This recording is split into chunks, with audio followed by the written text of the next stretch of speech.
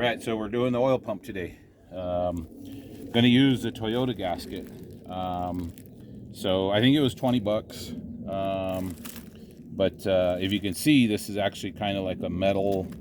It's kind of just like the old one. You can kind of see it's like a reinforced. It's got like a little pressed pattern in it, whatever. So, you know, it was, like I said, maybe 20 bucks or whatever. It's the actual Toyota one. Now, I've been calling this brand Mall since I had been buying parts and stuff, so 40 years or so. But recently I found out a lot of people call it Mail, and I guess that's what even the manufacturer calls it. So this was like 11 bucks from Rock Auto. Looks like it's very, very identical. You can see it's got like the raised, and it says it's metal reinforced or whatever in the description. But so definitely a good choice. I would use it. I mean, I got it just as a spare, as a backup. Now right now Advance Auto actually has this set. It comes with the crank seal, the oil pump seal, that O-ring, the pickup tube seal, which actually, what happened to my pickup tube seal? I hope I didn't drop it. I bet I did, because I wasn't paying attention. But I have the Toyota pickup seal somewhere. I'll have to go look for it. But that you can even see, like this one is just a flat paper gasket, as long as with the same oil pump gasket. So, but this right now is on sale. I think it's normally 10, 11 bucks for this whole kit. Right now they've got it on sale for like $4. So I went ahead and bought another one just to have a spare backup, whatever. So, but you know, when you look, almost most stuff's made in China. I guess the pickup tube gasket's made in USA, but everything else is China or Mexico. So again, just kind of whatever choice, whatever, you know, your priority, whatever your personal preference is. So, but I'm going to use for this, since I already bought the seal separate, the oil pump, of course, the smaller seal comes with the new oil pump. So what I did too to prime this a little bit is I used some of this. I have a lot of this left over, the STP oil treatment. I just poured some of that because it's real thick, and I poured it right into the oil passage here. So poured it in there. It kind of filled up the cavity a little bit, rotated the oil pump a little. So that's going to kind of help prime this pump when you first go to start it, because you don't want to start it with this dry. I still need to clean. I got a little bit of residue. I'll just get a rag with some paper brake cleaner and just clean all that up before I put it on. And then you want to make sure you oil your crankshaft seal. You know, just the lip, and I'll probably put maybe a drop or two of oil on the crankshaft itself right before I put this in. So there's that. That's all prepped and ready to go. We'll go look at the engine real quick. I'll show you where there's two little dowel pin kind of collars on the side. So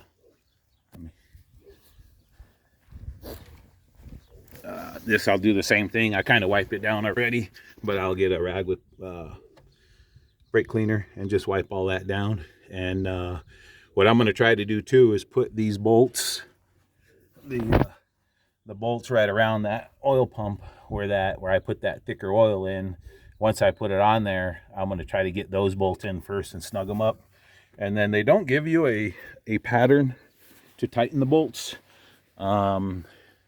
They are, let me go look at my paper here. Oil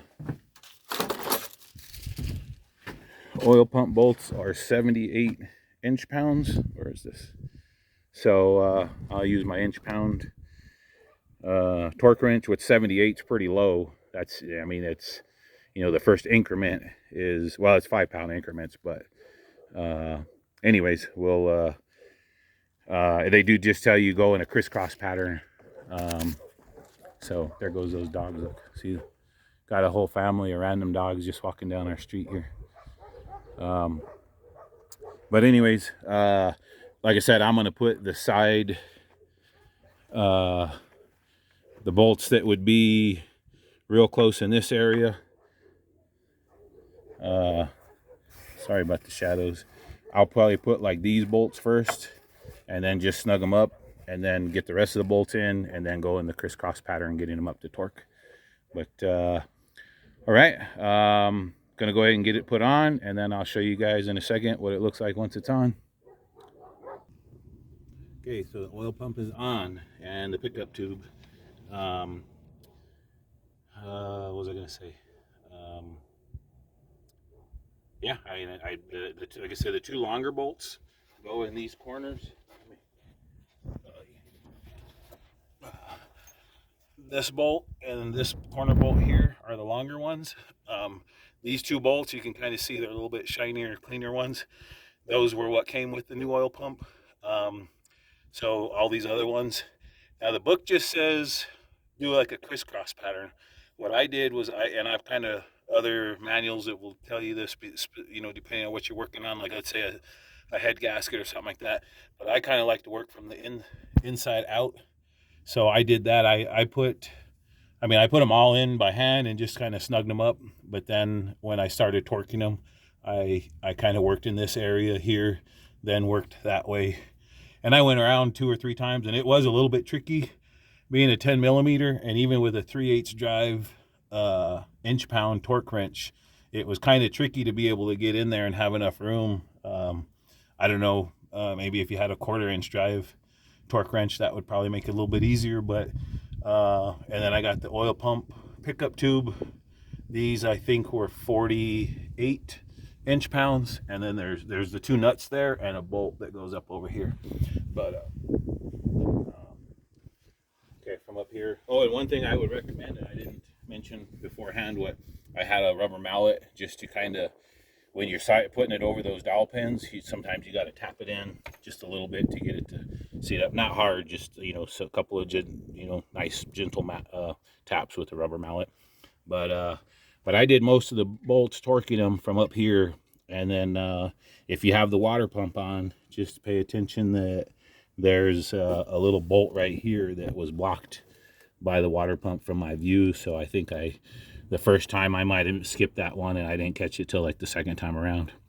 But all right, so I got the oil pan next, which I don't know if I'm going to do that today because I'd like to clean it up. The inside's not bad, but I'd like to clean it up, the outside, a little bit better before I put that on. So I might work on that. And then, like I said, I'm just going to use silicone for that instead of an oil pan gasket. And then what I'll do is get there's an idler pulley that kind of mounts right here through a bolt, kind of goes through the oil pump. And then I'm going to get the timing belt on it. Then I went ahead and I was going to reuse the old belt because it wasn't that old. But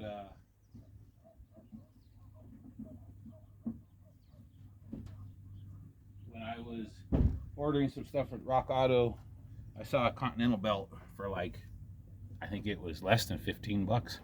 So I'm going to go ahead and throw this one on just because that one kind of had some oil and little metal shavings from when that oil pump drive gear was getting shredded. So I may save this for a spare. What I typically do, you know, and this isn't an interference motor, so it's not that critical.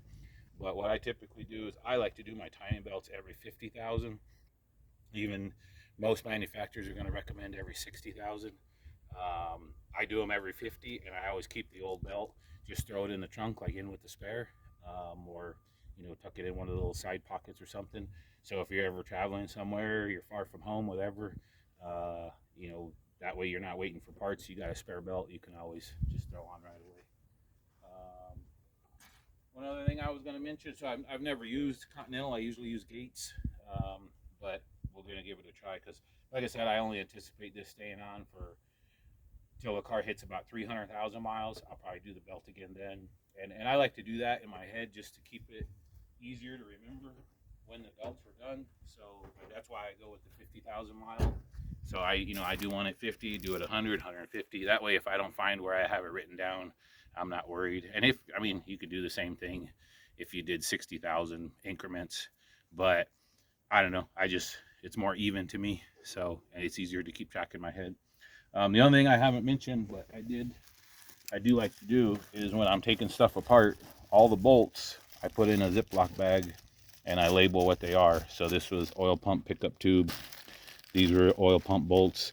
I think I have another one here, oil pan bolts.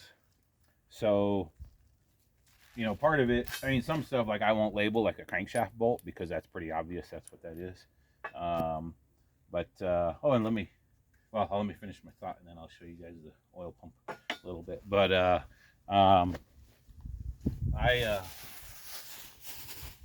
forgot what I was going to say.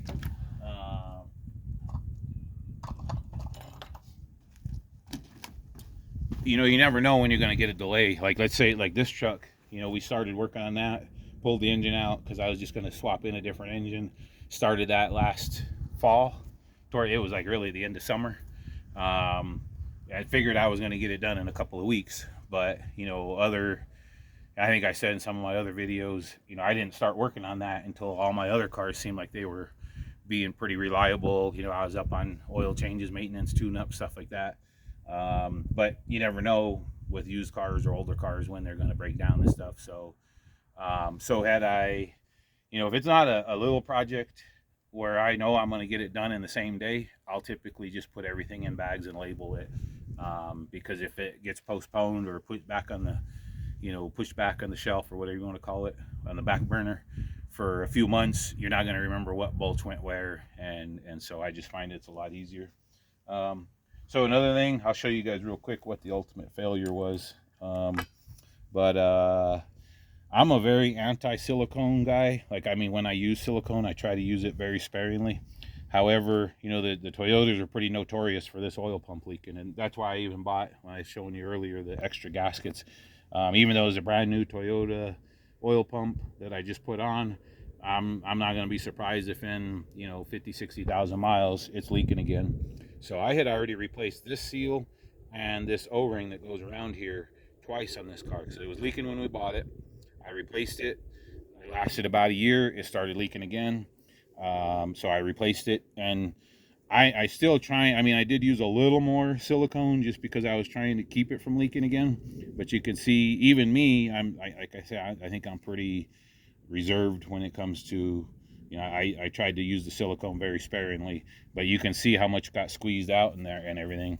And even here in the backside, and this is kind of the thing you don't want to have happen, is when you get the silicone squeezes out through here, that's where little pieces are going to break off and it's going to go through the engine and possibly plug something up. But anyways, back to what the initial failure was. I don't know, does this go this way or this way? I think it was this way. So this was, I mean, I've talked to several people. Nobody's told me they've ever seen an oil pump, a pulley fail like this. And I couldn't even begin to guess what could have caused that. But the crazy thing is, even after it broke, this just spinning around was enough to still, I guess it was like wedged in there, that it was enough to still turn the oil pump, and it continued running. So I mean, had I this, like I said, I didn't discover this until after I pulled the pan and everything else and did a lot of, you know, wanted to check the bearings and stuff. But I mean, I guess in reality there probably could have, if there's some way to, I don't know if you can put an Allen wrench in that hole or if that's just a little drilled hole or whatever, but if I could somehow get that nut off, I probably could have just put a new pulley on this, you know, grabbed one from a junkyard and got it going again, because this wasn't actually leaking at the time. I mean, I did have other oil leaks. The valve cover was leaking, probably the front crank seal a little bit, but ultimately, I mean, it's just kind of easier to replace the whole thing. But yeah, that's just kind of crazy that that's the way it failed. I don't know what could have caused it. I mean, I don't think, you know, I don't put my timing belts very tight. If anything, I probably put them on the loose side because I know I'm going to be back in there 50,000 miles later. But I don't know, kind of crazy, but there it is. But there's kind of, like, say, my thoughts on why I don't like to use too much silicone. I try to use very little. Like I said, the only reason I even went this much this time was because it had leaked on me the prior repair. So, all right, well, there you go. Say I got to clean up the oil pan, get that on. Then I'm gonna just put the timing belt. I think I'll have everything. You know, I'll put that other idler pulley, get the timing belt on it, valve cover gasket I still got to do. Then I'm gonna start it up and get it running, and just run it without the alternator power steering and AC, just to say, you know, make sure it runs okay and everything, and kind of be able to check it for leaks. At that point, once I satisfied that everything looks pretty good, then I'll go ahead and put all the accessories back on, the belts, the motor mounts, the braces, all that other good stuff. So hopefully get it going pretty quick. Alrighty, thanks for watching.